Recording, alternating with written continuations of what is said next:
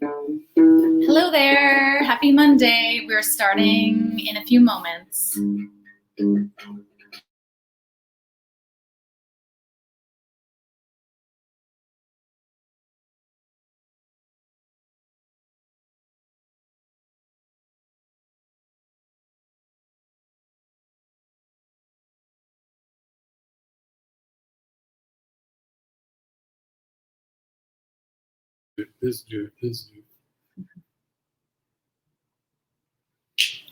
Hello. Hello, Tara. Happy Monday. Happy Monday to you as well. Yay. It's become like a thing. It's like every Monday, regardless of whether there's a holiday around the world or in Canada or anywhere else where it's Monday, 11 Eastern Daylight Time. So that means we're meeting. Yeah, we're here live in the group in Let's Talk Poly, sometimes in our other groups, but always here. So since it's a holiday, it is a holiday here in Canada, civic holiday. Yes. What is the holiday, by the way? I didn't even know. It's a good thing you told me. I know. This is what happens when you work for yourself. You don't remember that there's holidays. There's not people to go like, hey, yay, long weekend. So since resentments don't take a holiday, we thought we would come on live today and do our regular time. Okay. And also because some places in the world it's not a holiday. So Yeah. So but resentments don't take a holiday because the impression is made in the unconscious. No. And the unconscious has no sense of chronological time. It doesn't. So it just lives there as if it just happened yesterday or the day before. And right, so that's why we want to talk about these things. We want to find out what's at play and see if we can affect them so that we are less affected by them. Yes. Yeah, that's true. So if you're new to the group or new to watching us live, or if you're watching in the replay, we do come live here every Monday at 11 a.m. Eastern. Easy how you say that. What? Come live? Yeah, we don't. Anyway. That's a different program. That's another program. So these Mondays are intended to give you some tips and hints on things that probably come up in open relating. Right. So if you're new to open relationships or polyamory or swinging, there's lots of things that come up, and so there's various. Even normal so-called straight people, they might especially have issues today. Of jealousy as well. Yeah. Oh, for sure, for sure. But what we'd like to say too is, while we love bringing this to you, and we do bring something new every week, these are kind of like the tip of the iceberg. Mm-hmm. Yeah. So if you want to have the bigger possibility. Yeah. What's the bigger possibility? I think we live the bigger possibility. We do, living the dream. It is having a life beyond your wildest expectations. It is a way of being your true self and relating openly, lovingly. Somebody asked me, well, what is it about you guys? What makes you guys so happy and so successful? And I said, because I am actually able to be my true self, and you encourage me to be my true self. Yeah. So I don't have to feel as though I have to compartmentalize or shun them or have embarrassments about them or any of these things. I can simply announce myself to be, and you helped me with that because I wasn't quite as sure about it in the beginning. But the more we go into this, the more I feel as though I am, in fact, my true self. Mm-hmm. So that's ideally the thing, right? We come to terms with it. So as a sex positive therapist, part of my cause, my champion, is to normalize aspects of our identity, of our sexual selves, of sexuality, of our human experience, and say, well, this is acceptable. This is okay. I can be this way. Yeah. And that we're part of a community. I think sometimes people feel that you're out there doing this alone. And certainly when we started, I felt like we were kind of doing it alone. So we want you to have this secure, loving feeling and belonging. And that's how we feel. On the weekend, earlier the weekend, we went to the beach with some of our friends that are also polyamorous or open in some way. And we were just amazed at how much love there was. And I could hardly contain the love that I was feeling. Anyways, I want everyone to have that feeling. That's really what I want. But it's interesting when you said, because I think that it becomes almost like the contagion, right? It becomes the induction that we feel that way, so we attract it and we give it, and then it becomes this process that kind of lives on itself. That love can heal, and love can be very attractive to us, to others, and others to us. Yes, yeah, absolutely. Love attracts love. It's so amazing. But sometimes first we have to clear out some of the things that are preventing the love from coming in. Right. It makes me think of that idea of secure and insecure attachment, right? So in the beginning, I might have been too afraid to allow for that kind of love because I might have been too afraid that I might lose that kind of love.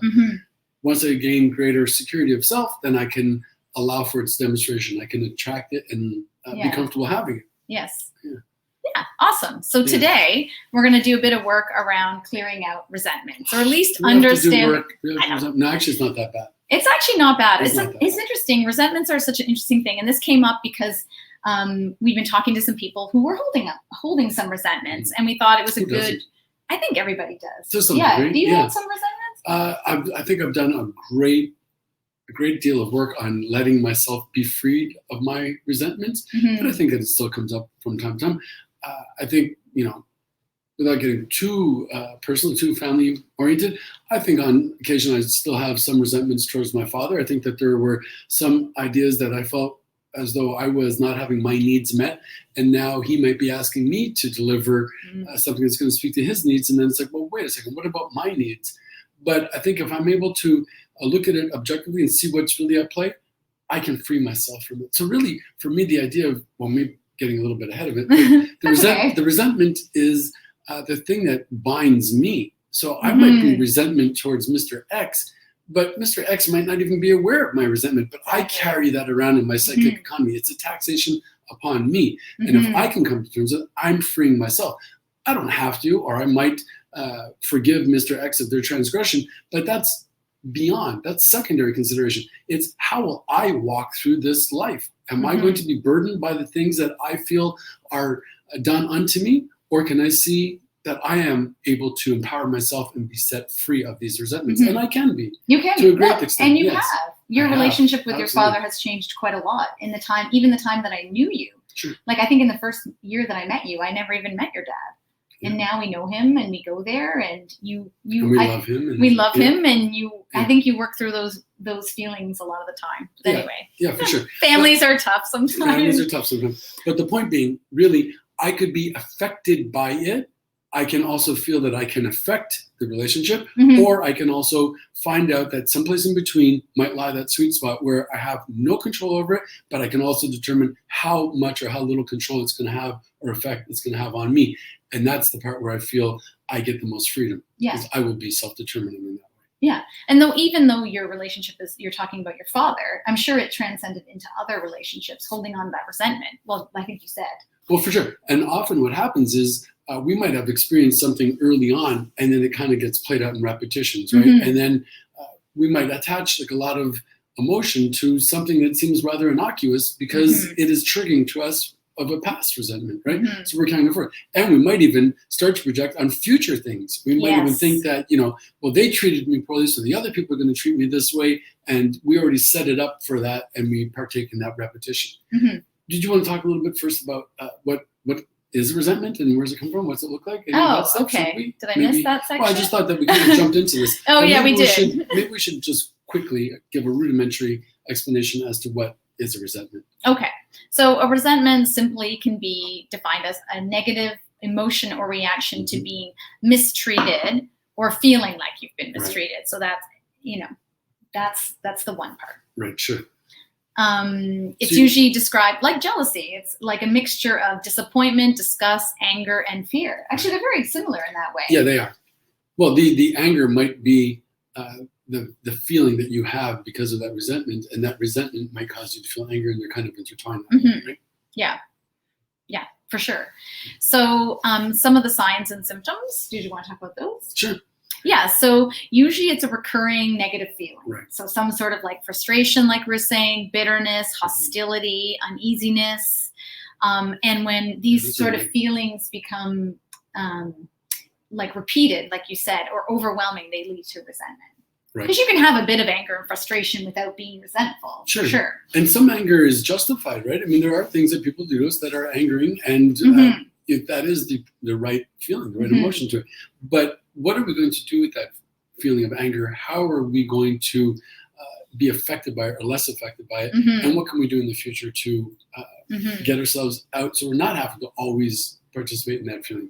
I think the interesting thing about resentment too, and my own personal experience of it, is that it's like you have this recurring thought and you keep thinking about it and you can't stop thinking about it. It just like repeats, like it goes on a repeat scroll. Right. And I think when we were preparing for today, you were talking about how part of the reason we repeat things is because I think you said that we're trying to come up with a different solution. Like you think that something different is going to happen when you recur it through your head. Well, that's the thing, right? So we're trying to gain mastery over it. So who wants to revisit that that difficult situation, right, where we felt as though we were wrong, and yet it keeps playing over and over. Why would we go to that? Well, it's believed that we are doing that so that we might kind of produce a different outcome. But it's only being produced, a different outcome in our mind, if we even see it at that. We might get interrupted, never see how it is. So what we want to do is we want to be able to unpack that and find out what was that play and how might we be able to find a different outcome to it. So did we feel as though we didn't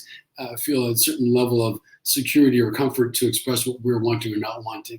Are we resentful not only towards the other person, but potentially even ourselves for not having said that? Yeah, you might even be like justifying it. Like, what did I say in that situation? What did I say? And then what was their reaction? What was my reaction? Like, I know, like I know about these feelings. I've definitely had them before. So yeah, triggering. It also triggers past unwanted memories. It can do that. Absolutely. Yes. Yeah. Right. So we're again wanting to play these things over, but we might want to look at what was that play? What was causing our reaction, and what might we have done differently? How could we position ourselves differently? So maybe we cannot really change the other person, which seems as though we are not able to do. Then how can we change ourselves in our way of receiving? What can we do for ourselves in that way? And that's something we'd have to look at. Yeah, for sure. So when I was going to say, I think you were saying sometimes it gets so bad that we may seek revenge. We may take actions because we feel like resentful towards something we think someone's done or that they've done to us. Right, exactly. Yeah, and seeking revenge can be toxic.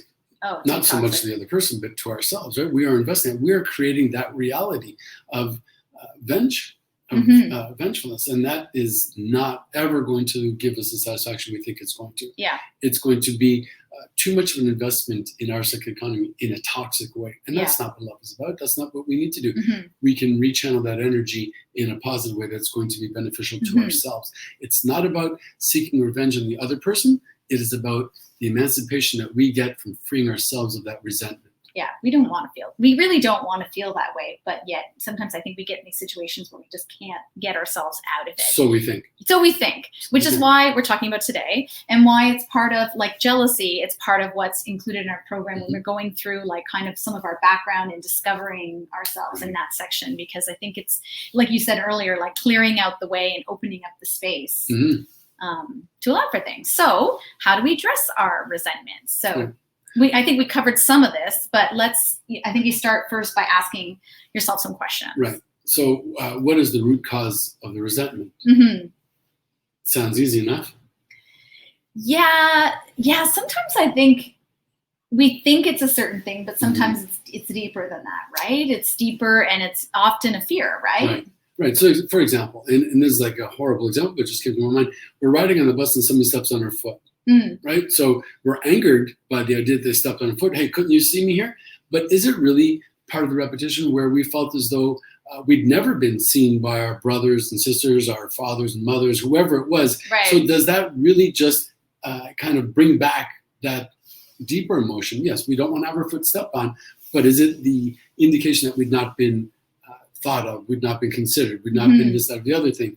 Right, so it looks as though it's about the foot, when in fact it's about our own way of being, ourself. Yeah, right? And I looked back at something that happened with a previous partner, a conversation we had, and I think as you were mentioning that about being fear, I think part of it that I released was that he was actually doing me a favor by telling me these things, because he wanted me to feel better about us breaking up. But now that I'm thinking about it, I think maybe that the reason I resented it for so long until I was able to clear it out is because I think I was afraid that what he said was actually true. So it would have been an indication of who you are and your shortcomings. Yeah, so I think I held on to it because I felt that he might be true. Right, so then I wonder, what about that statement would have been old and familiar to you? Would you have felt that was perhaps the lack of belief that your parents or family might have given to you originally? Maybe. Well, if you had felt that same level of confidence that you have today, I wonder how you would have been less affected by it. So you've worked on those things. Yeah, I felt like I wasn't living up to felt like I wasn't living up to my potential, and he kind of pointed that out. And so, not by saying that, but sort of in a different way. But that's I think now. Wow, it just came to me now. That's so cool. I love when we do these things, and you have these like the layers of that situation keep peeling off. It's so amazing. So now we really see how or why we might have addressed that, and to what extent we would have put so much emphasis on it, right? So maybe it didn't really mean as much to that moment on the superficial, but when we look at it, we see that there's a lot of attachment to it. We understand how we would have become so affected by it. But now you are stronger in your character. You've been able to look at these things, and you can, because of your strength, be less affected by it. Right.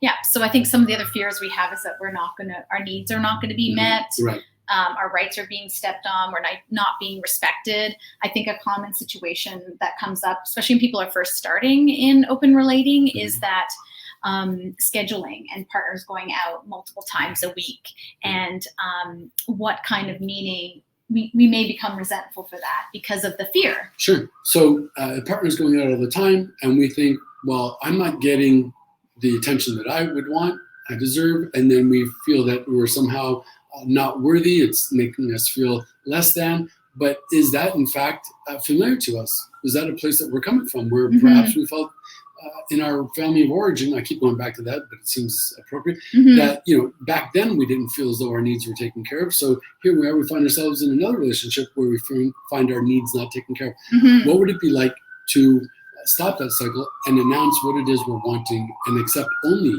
the things that we find acceptable, and be able to address head on the things that we find to be unacceptable? Correct. And it could also be that they might be making plans for a whole other reason that has nothing to do with us at all. That's true too, right? That they have some need for affirmation, or like there's so many things, right? Yeah, for sure.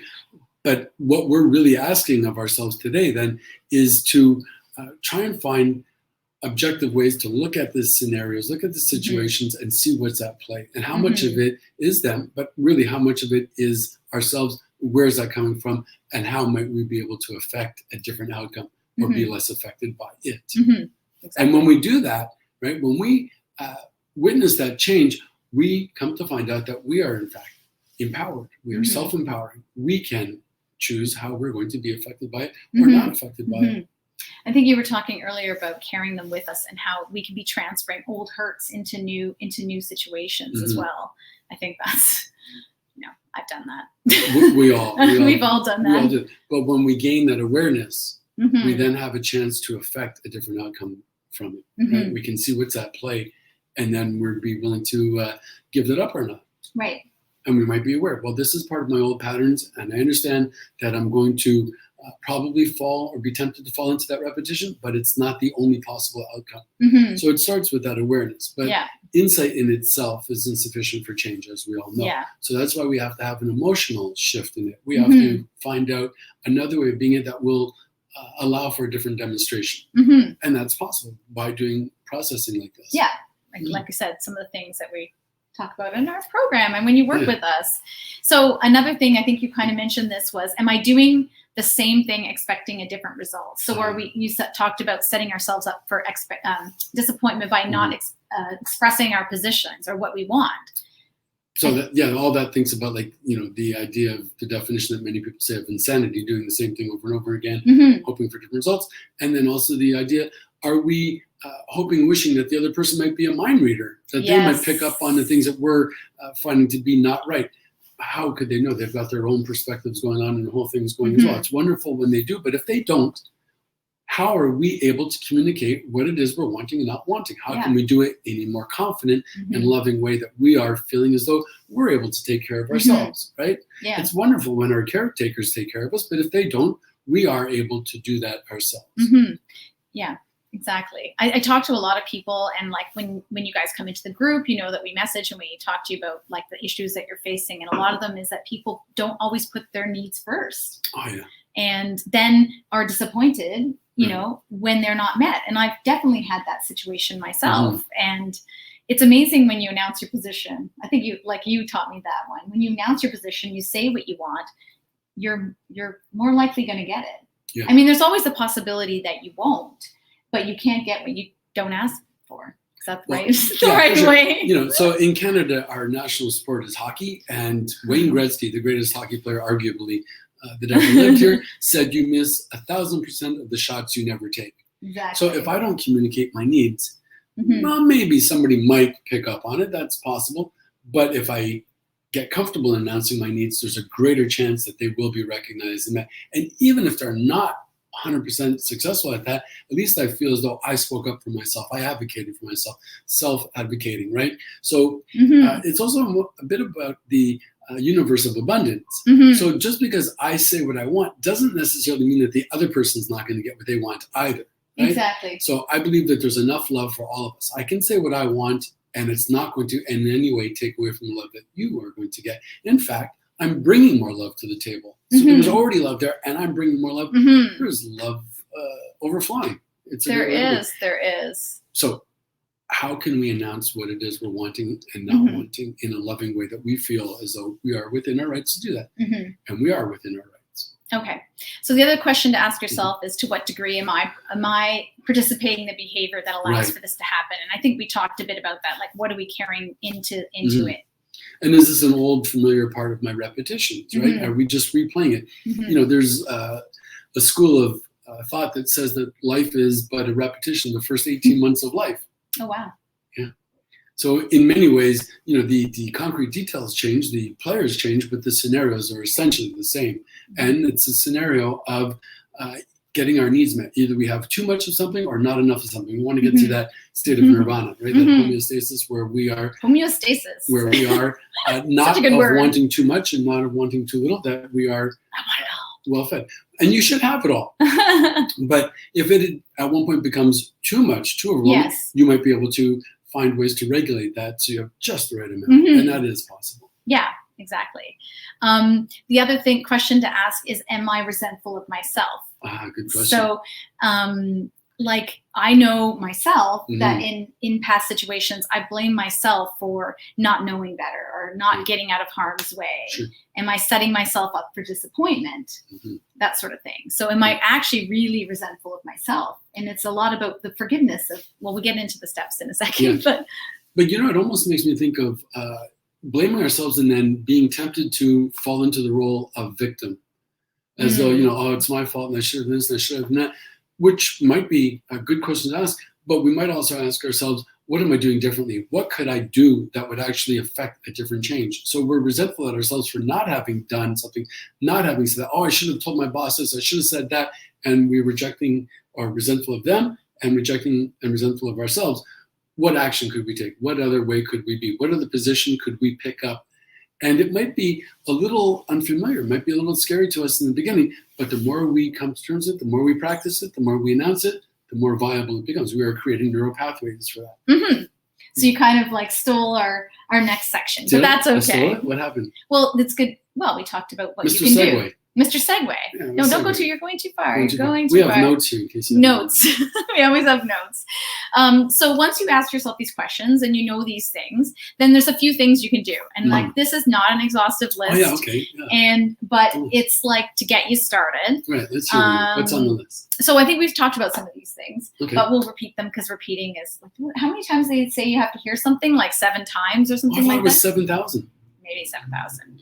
Anyways, number 1 is acknowledging the resentments. All right. Yeah. So I think you acknowledge the resentment. Yeah. So acknowledge that they exist and that we're choosing to remain in this state. They're kind of like, I think one of the articles we were reading when we were preparing for this was talking about resentments like addictions.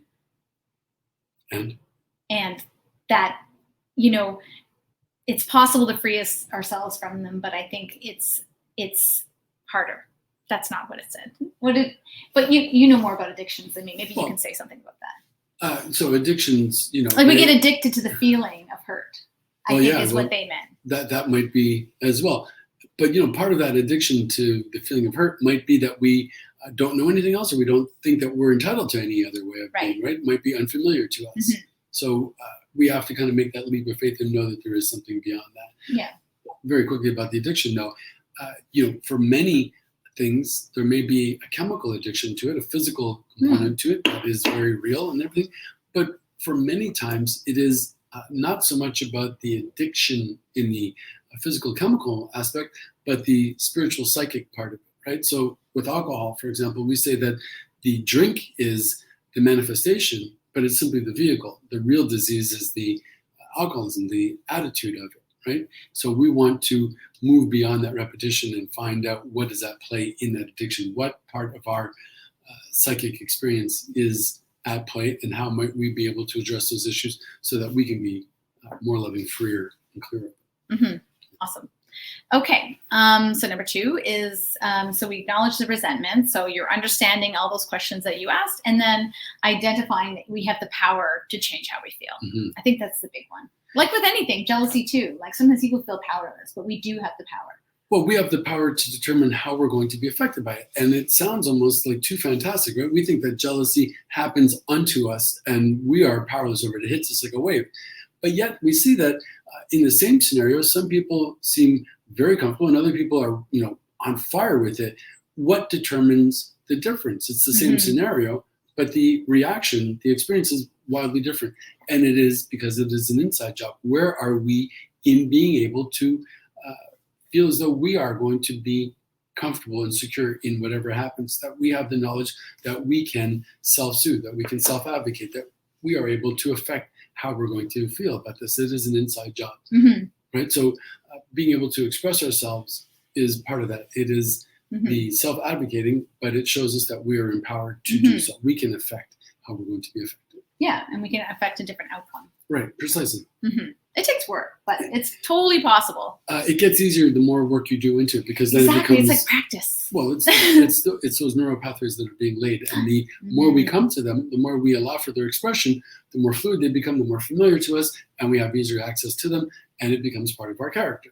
So in the beginning, it might seem as though we'll never be able to affect a different way of being, but change is always happening around us, and we can change ourselves as well. I agree. Okay, so number 3 is the thing we say in pretty much every live that we do. The golden axiom: communication.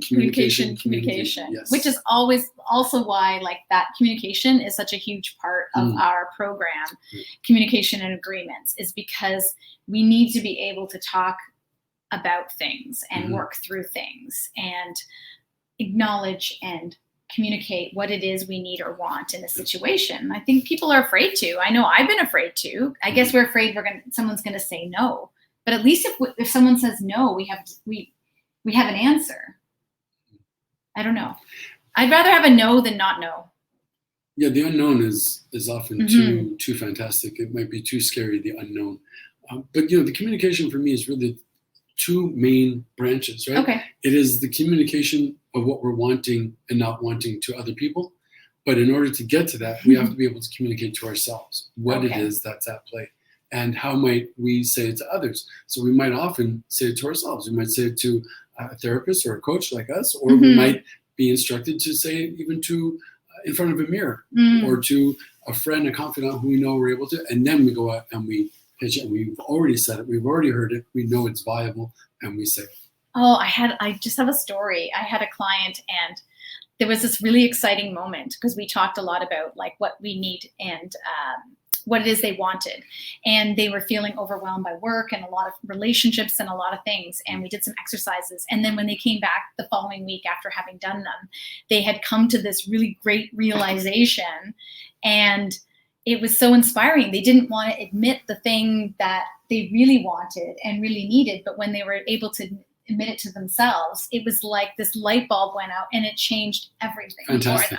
Wow. And so, that was so exciting. That is so exciting. Are you touching me? I'm always touching you. So, in communicating what we want, if we're in a situation and we have a partner and things aren't working for us, it's like, what is it that we need that can help support us? So is it a new agreement or a different compromise? Because I think sometimes people, when they get started in open relating, they come up with some agreements, and then sometimes these need to be revisited. People don't think that they have to be revisited, but it may not, the same situation might not meet our needs, or things might come up. Yeah, I was just thinking about the idea of inviting that dialogue to look at the agreements, see if they're working or not, and if we feel that our partner is somehow fully gratified in it, and yet it's not working for us. Are we wanting to people please? Are we finding as though what we're going to say is going to be in any way disruptive to them or disappointing to them? And then do we want to negate that and put the other person's feelings ahead of ours? And will that lead to a possible resentment? How come they're not picking up on what I want? How come they're getting what they're wanting and I'm not getting what I want? And a lot of that is covered in what we just said. The idea that we have not put forward what we're really needing or wanting, right? But the thing I hear most from people who say that they're people pleasers is that they feel left behind. Mm-hmm. They said, "Oh, I'm a people pleaser," and we're proud of ourselves when we give to people and we're a people mm-hmm. pleaser. But then there's this in many cases when I've spoken to people, there's this underlying feeling that they're not getting what they want, and they're resented. Yeah, I think in the most cases. But why aren't they getting what they want? Well, I don't think they're necessarily communicating. That's it. Exactly right. So we want to find a way, and we show how we are able to come to terms with letting it be known what we're wanting and what we're not wanting. Mm-hmm. That's step one of the cure. Yeah. So. All right. Where are we now? Well, I wasn't sure if I wanted to say anything about this part about if it's communicating, if it's a situation around trust, but we talked about trust in one situation on trust. Yeah. Well, go ahead. If we're not feeling that we can trust the other person or ourselves, then it's going to be very difficult to let it be known, right? So we want to create milieus of safety, areas where we mm-hmm. feel as though we are able to say it. Mm-hmm. And if we feel that we're not, then what are we not doing to create that? So let's look first at ourselves in what we can do and what we're not doing. Mm-hmm. So we might imagine, well, how do I not know what I'm not doing? We might look towards others as to, well, what is it that they do? Mm-hmm. Mr. X is able to go out and do whatever they want. Miss R is able to get what she wants. How are they able to do that? And we might look at some of the basic components that they have in their communication skills and then be able to implement those things in ourselves as well. Right. It's the thing people ask us all the time, like, how are you okay with this? Like, how are you okay when Andre goes on a date? And I was mm-hmm. like, I just am. What makes you just am? Because I know, we have agreements. Mm-hmm. We've communicated a lot of things. I feel secure in your love for me. I feel reassured. I don't know. I feel like, I don't know. I can't. It's hard to put in words. I heard a thing about your brains and how the place we feel emotions and the words are in a different spot. Mm-hmm. And it's sometimes hard to, what is it? It's an overwhelming feeling for me of security. So you have the emotional and the intellectual ideas that they are both secure and viable, mm-hmm. and that helps you to feel as though you are okay with the situation. Right. And it's also deals with our number 4 as a bit of a segue, is to changing our thoughts, feelings, or actions around the situation. Okay. So we talked a bit about that last week, our limiting beliefs. So, can I change my thought about something? Am I making something up? Mm-hmm. Because we can come up with such fantastical ideas in our head around what's going on or why someone's better than us. But then there's also the evidence present in the everyday about how much you love me and how much we are connected and how important we are to each other's lives, mm-hmm. that's the evidence that I'm choosing to think about. Right. And then that brings about the feeling, I think, of security. Mm-hmm. It's interesting because we have this idea that, the feelings are good markers, right? Good guideposts. Guideposts? Guideposts, yeah. Like our gut feelings? Right. So, but it's interesting because there's so many things to say about that. But it's like we are having these feelings and our feelings are valid. But while their feelings are valid, it's not necessarily to say that the feelings are facts. No. But we can look at the evidence of things that have happened mm-hmm. and see that when we are secure, yes, we are still valid. Yes, we are still secure and things are still viable. Yeah, because things happen. Things have happened to us and, mm-hmm. A circumstance happens. And, there's choices right after that, right? What thoughts am I going to have? What feelings am I going to have? What actions am I going to take, right? Okay. And you can insert at any point there. You can take a different action, which will help bring up a different feeling and a different thought, right? So, yeah. Cool. Take a different action. There's an opportunity to give you a different result. Right. I don't know. Sometimes that whole fake it till you make it thing, mm-hmm. sometimes it works. Yeah, for sure. But it makes me think also of wanting to catch ourselves in negative thought that weaken us, right? So we might have fearful thoughts that make us minimize our greatness, and that works against us, right? We are invested in the fear there. Mm-hmm. We might become aware of that, hold a kind of mindfulness position of that, and then ask ourselves, well, what is at play here? What's causing this And then how might we be otherwise? Mm-hmm. So what if we were to simply replace it with a positive thought? How could we reframe it in a way that would help it to seem as though we are giving ourselves that loving, trusting, positive energy, Mm-hmm. and go from there? Absolutely. So often it's just simply a question of that awareness that we might come to recognize what's at play and then go beyond that. Even if it just takes a leap of faith, jumping into the abyss, we might be able to create this feeling and go for that honest and see how that's experienced, right? Mm-hmm. We already know that the negative is going to culminate in the worst. That's going to be the end of the world, all that. But what's it like to believe that it might turn out the other way and allow for that expression? I think I'm smiling because I'm thinking about traveling and how we have slightly different styles in terms of how we like to plan and travel. Like I'm a planner and like to really map out things. And then then you're a little more like fly by the seat of your pants. Let's just do it. Like things are going to turn out. Like you have such a great like attitude towards that. And I think I've shifted as well. I mean, and we have this now, I think what works really well is a bit of planning and a bit of sort of spur of the moment that has meant that we've had great trips and great adventures together because we weren't like A, B, C, D, but this is what we're going to do. Right. But we've got a bit of it. And then, you never know what the path is going to take. Right. So there's a little bit of planned part. Yeah. We got some research, and a little bit of chaos and spontaneity where we get who knows what's going to happen. Yeah.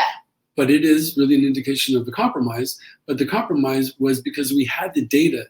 Mm-hmm. I had my information, you had your information, we put it forward, and we were able to say, okay, this is what we want to do.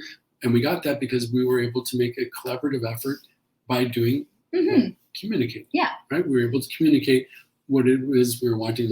So we could have capitalized and said, well, no, I definitely don't want to have things that are so scheduled and overregulated. And you might have said, I don't want to just be flying in the night and who knows what's going to happen. Mm-hmm. But we were able to have enough overlap that we said, well, couldn't we feel secure in being able to see the other person's position enough that we might benefit from it, right? Yeah. So, because you'll sometimes go, like, I'm like, we really need to go there. And you're like, but I don't think we should go. So sometimes you'll follow me, sometimes I'll follow you. But I think it works great that way. But we communicate it. We communicate it, yeah. What it is at the end of the day. Yeah. It's the ability to communicate. Yeah. But I think also with our expectations managed, right? I'll communicate my desires, but I'm also aware that, well, I might not get my own way, and that might be okay too. I might be able to tolerate that, but in the long run, am I going to be satisfied? So there's a lot to be said. I'm thinking about our trip to, sidebar, to Portugal, where we had some ideas, and then we kind of veered off, and you're like, oh, we randomly ran into that one place that had the yurt and was not on the plan, and we were like, you're like, let's go to this place. I'm like, yep, and it was like the best decision we made, right? It's about being open to it, right? Yeah. But you can only become open to it when you are secure enough to do that. Mm-hmm. And if you feel as though there are still areas of insecurity, deficits of not being quite so secure, then let's find out how we are able to create more security. And it might be going back to that whole insecure, secure attachment theory and how we might be able to do that. Because when we feel secure in self, we can be secure in the universe. We can go out and invite it. Mm-hmm. Awesome. Yeah, very cool. So then the last one on the list was make peace with what happened and allow for forgiveness. So about deciding how you want to move on and that you want to move on. Mm-hmm, mm-hmm. Yeah. Yeah, because sometimes, even though we're holding a resentment and it might feel taxing, there's some kind of masochistic pleasure, perhaps, that it feels good to be in pain. We're not wanting to let go of it. We feel justified. Mm-hmm. It might even be that, if I let go of the other person's transgressions, is it minimizing it? Are they going to Or do they win? Yeah, do they win, or do they not really acknowledge enough to what extent they hurt me, or do I feel as though I was not really recognizing this whole point? But it becomes very much then this inside equation that we are invested in, and we are straddled with all of that discomfort and stuff. Being able to move past that, if we're willing to do so, we will feel emancipated, but we will be the ones who delivered ourselves from that burden. Yeah, like what's more important, holding on to that resentment or releasing the anger and feeling better? It's so interesting though, like holding on to that resentment, how is it going to affect the other person? How is it going to affect myself? How is it going to change the past? How is it going to influence the present? And what will the future look like? well, some people don't even know, like, this is the thing, I think you said at the beginning, some people don't even know that you're holding on to this resentment, or that they did this thing to you, and how mortally it's hurt you. Yeah. This happens so much in families. Yeah, like, for I sure. see it even in my own extended family, where, you know, there's people in the family that have some resentments around things that occurred, and while they're justified in them, really the people that did it are maybe not as aware of the hurt that they caused and how much it has influenced their life.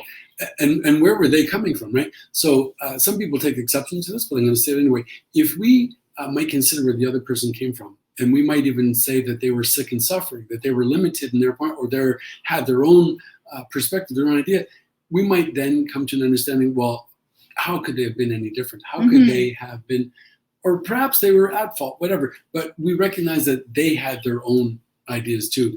And maybe we have personalized their personalities, their positions onto ourselves. Yeah. But when we are able to separate that, we can be free of that very often. Yeah, exactly. Yeah. When we forgive ourselves, I think, if you think about less of forgiving them than freeing yourself of it. Right. So in a sense, we don't necessarily have to forgive them. So they be the way they be. But by forgiving ourselves in that scenario, by releasing ourselves from that, we are giving ourselves the gift of that freedom, right? We have freed ourselves from that resentment of having to dedicate that much of our psychic economy in all the hurt and anger and sadness and all that stuff. We can at any point choose to set the reset button and be free of it. Yeah, I think about a previous partner I had who had a lot of emotional abuse around their family, like their parents really emotionally abused them. They a bit of neglect on their part, right? But they held on to it that story and it mortally hurt them, and it carried through all of their relationships, including ours. Yeah. And I just wanted them to release from that, because you could see how crippling it was. You know, it's interesting you say the release of that, and they may not necessarily be aware of it, but I think there's an exercise where we kind of do like a body scan, and we feel the energy in our bodies, and where are we holding onto all this pressure and resentment, right? So we might feel okay, and then we start thinking about that resentment, and all of a sudden we find ourselves like, actually physically demonstrating it in our body. And maybe it's a good way of being able to check in and say, like, wow, like I wasn't even aware to what extent I was holding that, but we might let that go. It might be an indicator on the catalyst for letting it go. So with your person you're talking about, how they are transferring all of those energies from one relationship to another, maybe we experience that, maybe they experience that in our body as well, and might be able to be an indicator to what extent we're doing that. We might not even be aware of the repetitions that we are inviting others to be in, or that we invite ourselves to be. And imagine if you could release that negative energy, how much energy that frees up and how much you can accept in. Well, I've done that many times. I become aware of it, and I'm like, well, yeah, like I'm holding on to this thing that the other person might not even be aware of. I'm holding on to this thing that's affecting me. I'm holding on to this thing that's not going to do anything other than feel heavy and taxing to me. Yeah, it stops your enjoyment. It stops your zest for life. Yeah, it influences everything. Yeah, and then you might be reluctant to go out and experience other things, for sure, because you're broadcasting it into the future. Yeah, and you probably emit that energy, and then people are less attracted to that too, right? Sure. Yeah, well, it's hard to be around someone who's resentful.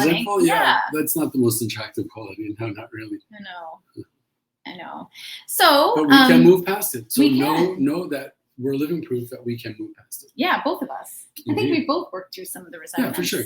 I wonder about the resentments that we might have had towards each other. I don't know. I mean, I know my story before getting into the relationship was that everybody leaves me. And I think I had that sense of that repetition potential with you. But then I still came to it. But you met me. We met each other where we were. Yeah, for sure. Well, you thought that someone was going to leave you. I had the history of leaving people. I would kill them off before they would kill me off. How did we last 4 years? Well, because we talked about it. I know. We talked about all this, right? And we allowed for another position.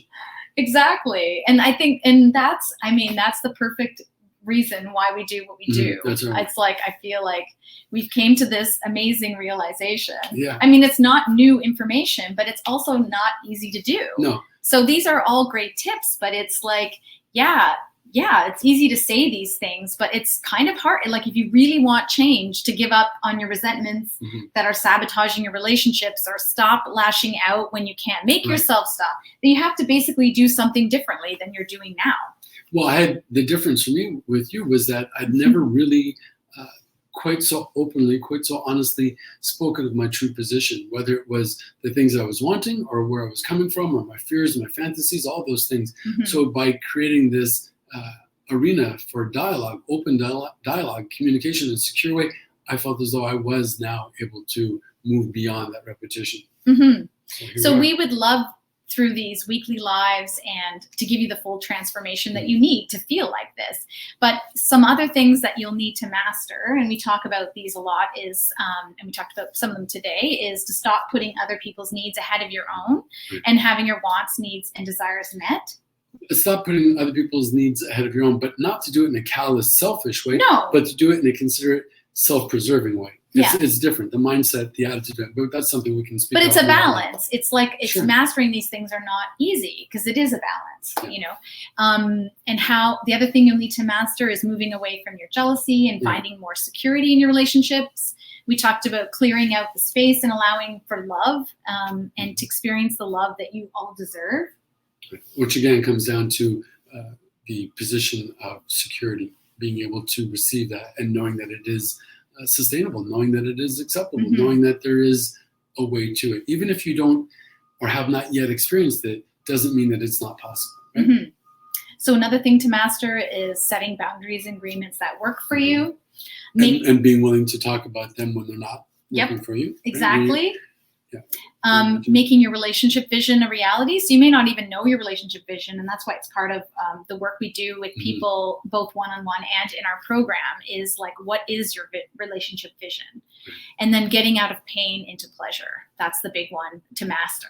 Although some pain is fun, but we're talking about psychic pain that's not serving you well. Psychic pain, we want to move from that. Yeah. So we want you to have all these things. That's why we're here. That's why we come back every week. Like I said, this is not something we can deliver through this information exchange necessarily. No, these are just some of the highlights. These are the peaks. But to get into the mountains, we got to kind of go into it. Yeah. But I feel like we know what it's like to have a life filled with abundant love, comfort, and security and fulfillment. Yeah, it's been years of that now. Yeah. Which is freaking awesome. Yeah. So if you want that and you want all these things to master, we invite you to give us a call, reach out to either one of us via DM. We really want to help you sort this out for yourself. We want the same experience for you as well. I've learned this over the last several years too myself. I've invested in myself, and I find investing in yourself is one of the best investments that you can make for you and for your future happiness. For sure, because you're going to take yourself with you no matter where you go, right? Exactly. So what's your journey going to be like? Exactly. Yeah. Yeah. So we want to help you out, and so we're here. The offer is always there. The invitation's there. Let us know if we can help you in any way. Talk about the transformation. I want to share very quickly before we go. You know that my brother, and I think he was right, spot on, used to call me Angry Andre. Oh, yeah? Yeah. Do you know me to be an angry person? Oh, yeah. I was angry. Boy, let me tell you, I was fit to be tied. I was fit to be tied. So interesting. Yeah. Because you were asking me this morning what adjectives to describe you. Yeah. And I was like, incorporating, community building. Like, I think that's the thing. That's also the thing we love so much about this group and doing this every week is the community and like creating a safe space for people. Like, I hope people feel that. I think I feel it from people when they're interacting in the group. And it's always what we want to have. But I was bringing that up because we're talking about the transformation, and I myself had forgotten because it is now living beyond my wildest dreams. But yeah, I mean, years ago I was Angry Andre. It was like asshole Andre. It was not a good place to be at all. Oh, all the A words. I had a lot of resentments, a lot of what I felt were justifiable resentments. But I didn't just stay there. The pain was a great catalyst, helped me move into it, but I was willing and able to do the work, and I did it. And that is what is available to you as well. You needn't just live in a place of fear and resentments and anger. There is a better, more loving wonderful way. Yeah, I love what Debbie wrote. A way to change resentment is cultivate living kindness and wishing others joy. Ah, yes. Exactly. Oh, thanks. Oh, my cousin Nick. Happy Cinco Day. Happy today to you too. We'll wave at you from the window. Okay. Yeah, exactly. Kindness and joy. Yeah. All right. Well, let's let that be our message for today and going forward. So if we can help you at all, reach out. We Yeah. love you guys. Thanks for paying attention. Yes. Please put any questions in the comments or message us. Yeah. All right. All right. Happy Monday and happy Simcoe Day for those in Canada. I don't know. We'll look it up. I'll have to look it up. Google. Bye.